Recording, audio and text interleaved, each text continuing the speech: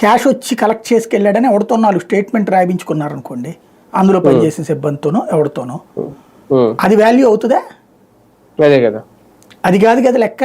ఈ డబ్బులు 1000 సరుకులు తయారైనాయి కంపెనీలో, ఇక్కడికి వచ్చేటప్పటికి ఆ 1000 అమ్మారు, అక్కడ 100 రూపాయలకి ఇచ్చారు, ఇక్కడ 250 రూపాయలకి అమ్మారు.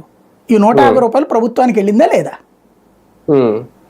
అది కాదు, అందులో మీరు చెప్పినట్టుగానే ఆ మద్యం యజమాని ఇచ్చాడు క్యాష్గా, అంటే డిస్టిలరీల దగ్గర నుంచి తీసుకున్నారు. దెన్ ఆధారాలు చూపెట్టు, నువ్వు క్యాష్గా ఇచ్చారు, ఆధారం అవ్వదు. క్యాష్గా ఇస్తే ఆధారం అవ్వదు కదా.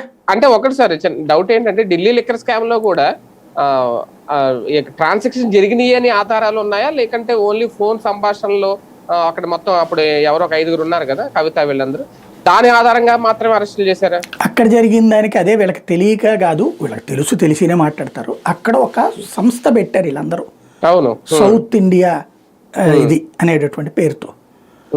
ఈ సంస్థ అక్కడ మొత్తం షాపులన్నీ టెండర్లు పాడుకుంది, ప్రైవేట్ చేసేసారు అక్కడ. అంతకుముందు ఇప్పుడు జగన్ టైంలో ప్రభుత్వంతో ఉంటే ఇప్పుడు ప్రైవేట్ ఎట్ అయినాయో, అక్కడ ప్రభుత్వం చేతిలో ఉన్న మద్యం దుకాణాలు ప్రైవేట్ చేశారు. చేసినందుకు గాను లంచం ఇచ్చారు, అది 100 కోట్ల రూపాయలు ఇచ్చారు, లేకపోతే 1000 కోట్ల రూపాయలు ఇచ్చారు. ఇది కదా లెక్క. పంజాబ్ ఎలక్షన్స్ కి ఇచ్చింది ఇదే.